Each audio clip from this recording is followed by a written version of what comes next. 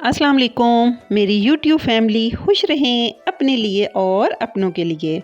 और मेरे साथ आज बनाएं बहुत मज़ेदार पालक कोफ्ता। जी, ये क्रीमी पालक कोफ्ता यकीन करें बहुत मज़े का बनता है, जो आपको अच्छे रेस्टोरेंट्स या अच्छी शादियों में खाने को मिलता है।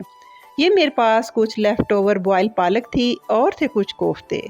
चलें जी, अपनी रेसिपी को स्टार्ट करते हैं। बिस्मिल्लाहिर्रहमानिर्रहीम। मैंने एक मीडियम साइज़ के प्याज को रफली काट के आधा कप ऑयल में ब्राउन होने के लिए रख दिया। साथ मैंने डाल दी 1 से 2 छोटी छोटी दालचीनी की स्टिक्स। आजकल आप जैसे जानते हैं कि सारी ग्रीन वेजिटेबल्स हैं जो अक्सर खाने के बाद कुछ बादीपन का बायस बनती हैं, तो उस चीज़ को दूर करने के लिए दालचीनी अपने इन ग्रीन लीव्स वाली वेजिटेबल्स में ज़रूर डाला करें। इससे खाने को डाइजेस्ट करना बहुत आसान हो जाता है। जैसे ही प्याज थोड़ा सा ब्राउन हो गया, मैंने डाल दिया 1 बड़ा चम्मच लहसुन अदरक के पेस्ट का। इसको भी हम हल्का सा करते हैं ब्राउन, ताकि इसकी जितनी भी रॉ स्मेल है वो ख़त्म हो जाए। जैसे ही ये प्याज ब्राउन हो गया, मैंने 1 बड़े टमाटर को जो फ्रीज़ हुआ था उनको काट लिया स्लाइस में। स्लाइस में काटने से ये होता है कि ये बहुत जल्दी हमारे मसाले में दूसरी चीज़ों के गलने के साथ साथ ये फौरी तौर पे हल हो जाते हैं। साथ डाल दी मैंने अपनी सीजनिंग, जिनमें 1 बड़ा चम्मच था सूखे धनिया का पाउडर, 1 चम्मच नमक, 1 चम्मच सुरख मिर्च और क्वार्टर जाएगी हल्दी। इन चीज़ों को थोड़ा सा पानी डाल के हम अच्छी तरह भून लेते हैं।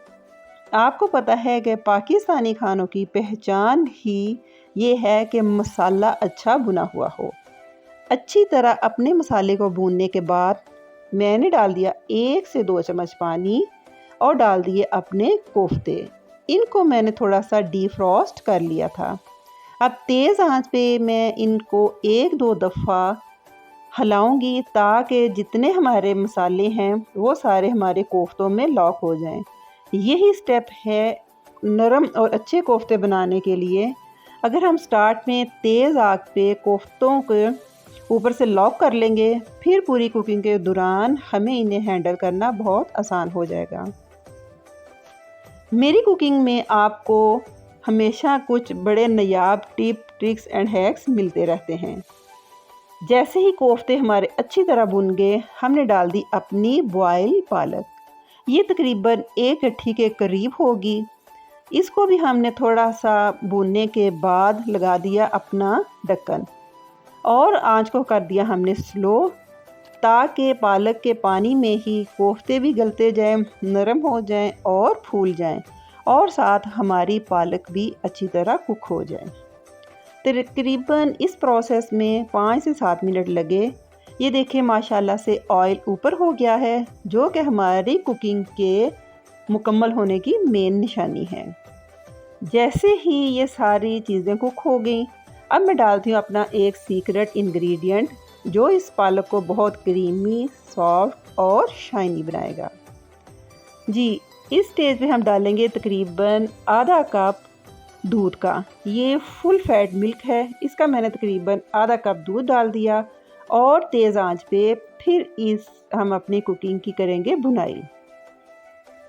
यकीन करो फ्रेंड्स, ये पालक में दूध इतना अच्छा जायका देता है। अगर आप मेरी इस टिप को आजमाएंगे तो यकीनन मुझे दुआओं में पहले की तरह और याद रखेंगे।